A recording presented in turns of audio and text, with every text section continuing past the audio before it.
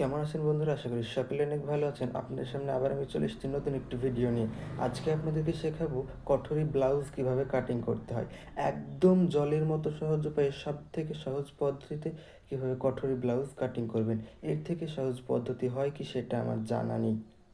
এত সুন্দর ব্লাউজটি কাটিং এবং গায়ের সঙ্গে ফিট হয়ে বসে যাচ্ছে ফর্মা বাদেই। তো চলুন ভিডিওটি শুরু করা যাক।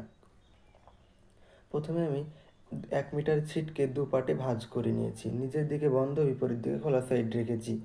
এবার ব্লাউজের ব্যাক পার্টটি প্রথমে কাটিং করে নেব। একদম নিচ থেকে 14 ইঞ্চি উপরে আমি একটি দাগ দেব। ব্লাউজের ঝোলটা আমি 14 ইঞ্চি রাখবো, আর আজকের ব্লাউজটি কিন্তু 30 সাইজের হবে। এখানেও 14 ইঞ্চি দাগ দিলাম।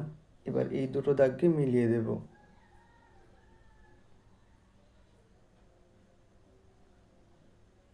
মিলিয়ে দেওয়া হয়ে গেল। এবার এখানে পুটের মাপ নিতে হবে। পুটের মাপ যতটুকু হবে, মানে ব্লাউজের ক্ষেত্রে পুটের মাপ নেওয়ার প্রয়োজন হয় না, সাইজ অনুযায়ী নিতে হয়। এখানে 30 সাইজের জন্য আমি 5 ইঞ্চি নিলাম। এবার আর্মহোলের ঝোলটা নেব 5.5 ইঞ্চি। সোজা দাগ দিয়ে দিলাম।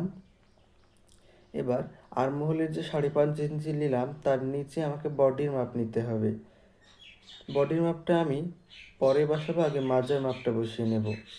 30 সাইজ ব্লাউজ যে আমি আপনাদেরকে বললাম, এটা কোথাকার সাইজ? মাজার সাইজ। মাজার সাইজ অনুযায়ী ব্লাউজের সাইজ বলা হয়। 32 সাইজ ব্লাউজের মাজার সাইজটা 32 হয়। এরকম বিভিন্ন সাইজের বিভিন্ন রকমের হয়। এখানে 30 সাইজের ব্লাউজ, তাই মাজাটা হবে, মাজা 30কে 4 দিয়ে ভাগ করে 1 ভাগ নিতে হবে। এখানে 27.5 তার সঙ্গে 1/2 ইঞ্চি সেলাইয়ের জন্য এক্সট্রা, টোটাল 8 ইঞ্চি আমি দাগ দিলাম। এবং মাজার এখানে যা দাগ দিয়েছি, মানে যতটুকু মাপ নিয়েছি তার থেকে 1 ইঞ্চ ওপরে, মানে বুকের ওখানে বেশি নিতে হবে, কেননা মাজার থেকে বুকের সাইডটা একটু বেশি হয়, চেস্টটা। এখানে আমি 9 ইঞ্চি নিলাম। এবার দাগ দুটোকে মিলিয়ে দেব। দাগ দুটো মেলানো হয়ে গেল। এবার আমাকে আর্মহোলের শেপটা দিয়ে নিতে হবে।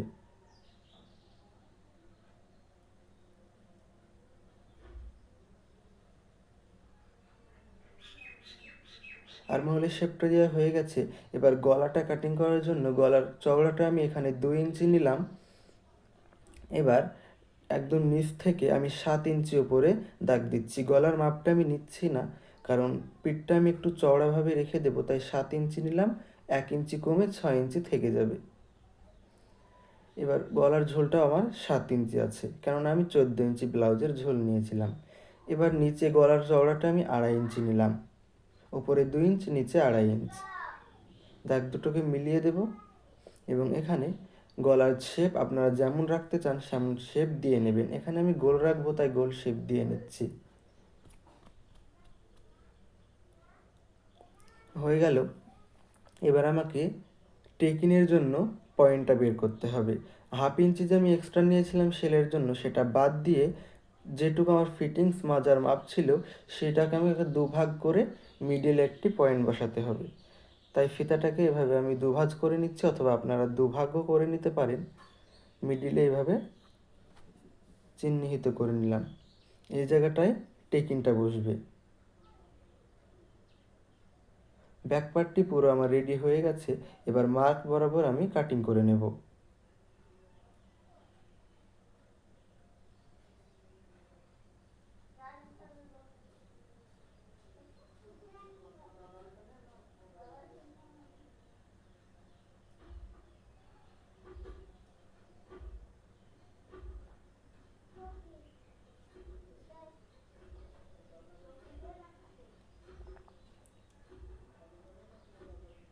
পুরো ব্লাউজটা আমার, মানে ব্যাক পার্টটা কাটিং করা হয়ে গেল।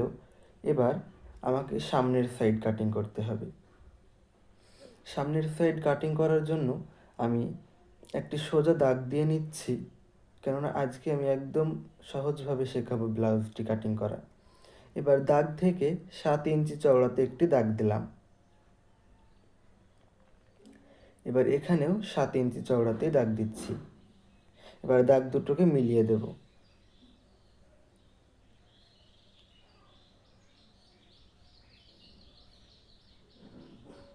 এবার হয়ে গেছে। এবার একদম নিচ থেকে 11 ইঞ্চি উপরে একটি দাগ দিচ্ছি। এখানেও সেম তাই, 11 ইঞ্চ। এবার দাগ দুটোকে মিলিয়ে দেব।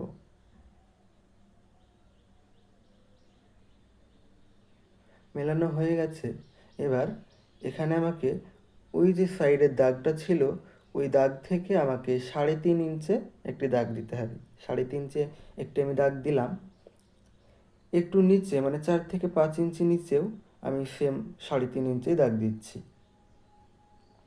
এবার দাগ দুটোকে মিলিয়ে দেব এবং 5.5 ইঞ্চ চওড়া পর্যন্ত, লম্বা পর্যন্ত নামাবো দাগটা, কেননা এখানে আমাকে আর্মহোলের নিতে হবে। আমি ব্যাক পার্টেও আর্মহোল কিন্তু 5.5 নিয়েছিলাম। দাগ দুটোকে মিলিয়ে দিচ্ছি, মিলালাম। এবার এখানে আর্মহোলের শেপটা দিয়ে নেব।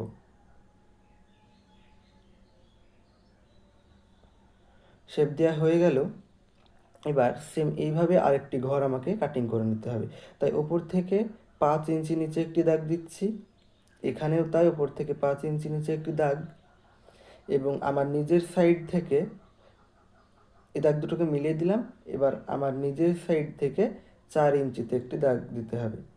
এই যে 4 ইঞ্চিতে একটি দাগ দিলাম, এখানেও 4 ইঞ্চি একটি দাগ দিতে হবে নিজের সাইড থেকে, যে দাগটা ছিল সেই দাগ থেকে। এবার দাগ দুটোকে মিলিয়ে দেওয়ার পরে এখানেও আমাকে আর্মহোলের মতো একটা শেপ দিয়ে নিতে হবে।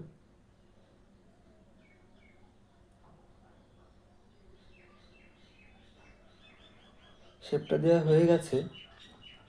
এবার আমাকে 1/2 ইঞ্চি করে দুই সাইড থেকে কমিয়ে নিতে হবে।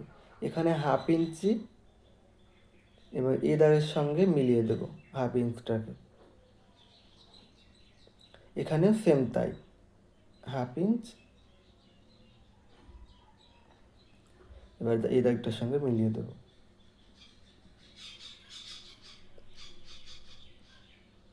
এই পার্টটিও কিন্তু আমার পুরো মার্ক করা হয়ে গেছে। এবার মার্ক বরাবর শুধু কাটিং করে নিতে হবে।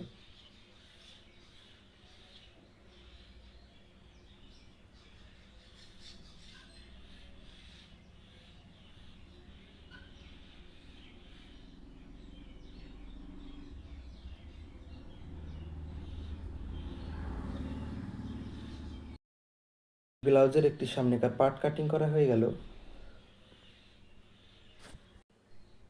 এবার এটাকে সরিয়ে রাখবো।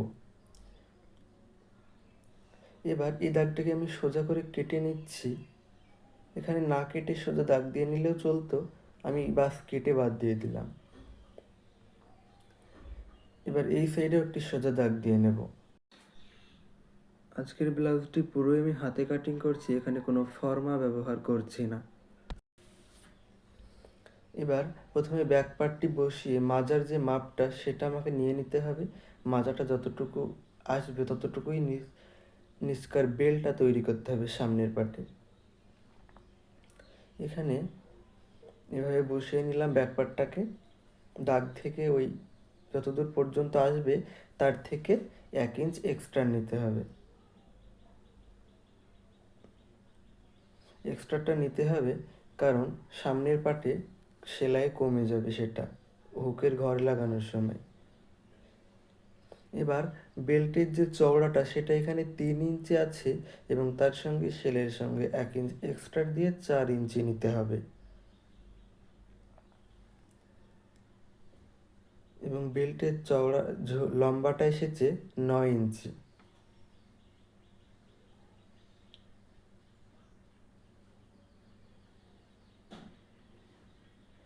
সোজা দাগ দিয়ে নিলাম 9 ইঞ্চিতে দাগ দিয়ে। এবার চওড়াটা আমাকে নিতে হবে 4 ইঞ্চি। এখানে 4 ইঞ্চিতে দাগ দিচ্ছি, এখানেও 4 ইঞ্চিতেই দাগ দিচ্ছি। দাগ দুটোকে মিলিয়ে দেব।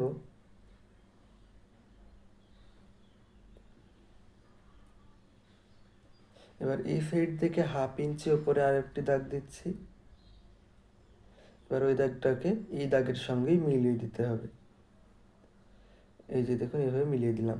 এবার নিজের সাইড থেকে নিচের দিকে, নিচের দিকে 1/2 ইঞ্চিতে একটা দাগ দিলাম।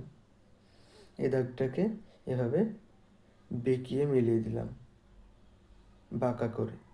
এবার মার্ক বরাবর কাটিং করে নেব।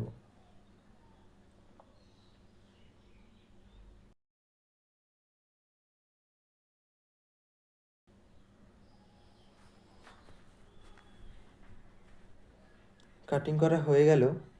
এখানে আরও একটি পার্ট, এবার এটাকে আমি ব্লাউজটার সঙ্গে সেট করে দেখিয়ে দিচ্ছি যে এভাবে বসবে সামনের পার্টে। এবার এটাকে আমি সরিয়ে রাখছি। এখানে খাপের যে দুটো পার্ট আর হাতাটা কাটিং করলে ব্লাউজটি কাটিং করা হয়ে যাবে। আজকে এই পর্যন্তই, দেখা হচ্ছে আবার ব্লাউজ কাটিং পার্ট 2 ভিডিওতে।